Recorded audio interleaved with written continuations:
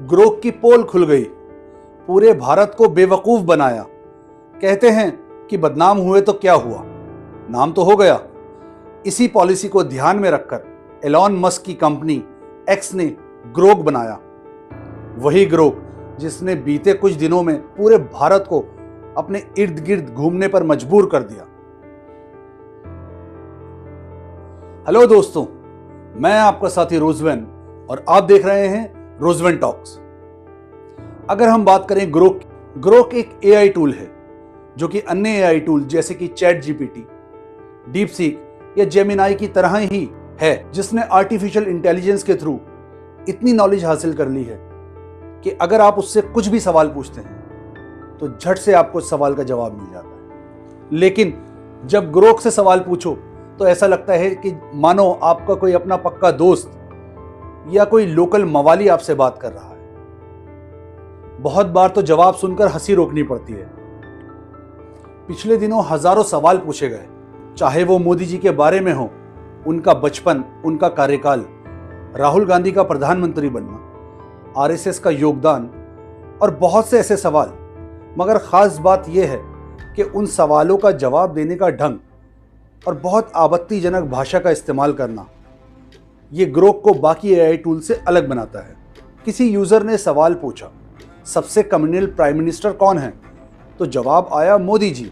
लेकिन उस जवाब को देने का अंदाज इतना मसखरा था। एक और यूजर ने पूछा कि गांधी जी का एफर्ट भगत सिंह को बचाने के लिए कैसा था?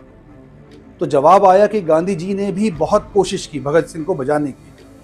और हद तो तब हो गई जब एक यूजर ने ग्रोक से कुछ पर्सनल सवाल पूछा और सही समय पर जवाब ना मिलने पर यूजर ने गुस्से में ग्रोक को गाली दे दी। लेकिन उसके बाद जो हुआ सुनकर हैरानी भी होती है और हंसी भी आती है। ग्रोक ने पलटकर यूजर को ही हिंदी में गालियां देना शुरू कर दी और अंत में लिखा, समझ आया, अब रोना बंद कर। अगर सवाल किया जाए कि मोदी सरकार के अच्छे कामों को गिनाइए तो यकीनन उन्होंने जो भी अच्छे काम किए हैं मोदी सरकार ने, उसकी एक पूरी लंबी लिस्ट सामने आ जाती है। लेकिन कहते हैं ना कि नेगेटिविटी जो है वो एक चुंबक की तरह अपनी तरफ खींचती है।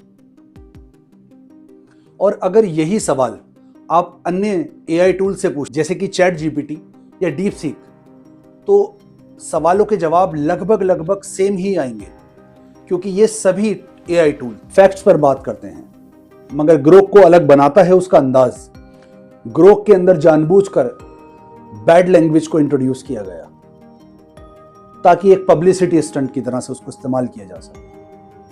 ह्यूमर और तीखापन भी डाला गया ताकि जवाब में फैक्ट्स के साथ साथ वो एक स्पाइसी तड़का भी लगाया जा सके। तीसरी चीज है ओपिनियन। फैक्ट्स और इंफॉर्मेशन अलग होते हैं और किसी भी चीज पर अपनी राय देना, अपना एक ओपिनियन बनाना, वो एक अलग है।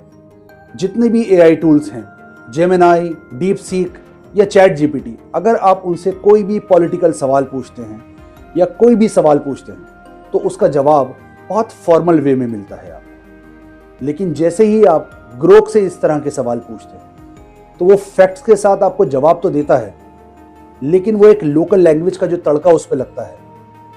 ग्रोक की पॉपुलैरिटी का सबसे बड़ा कारण है ट्विटर डेटा।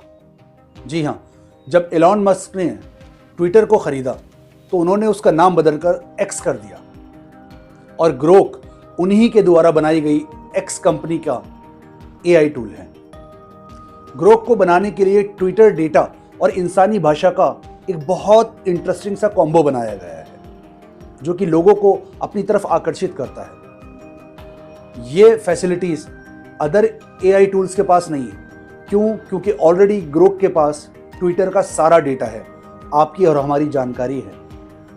आप हम किस तरह से एक लोकल लैंग्वेज में एक दूसरे से सवाल करते हैं, एक दूसरे को जवाब देते हैं, वो सारी ही चीज़ों को बहुत बारीकी के साथ इन्होंने अपने एआई टूल को बनाते वक्त ध्यान में रखा।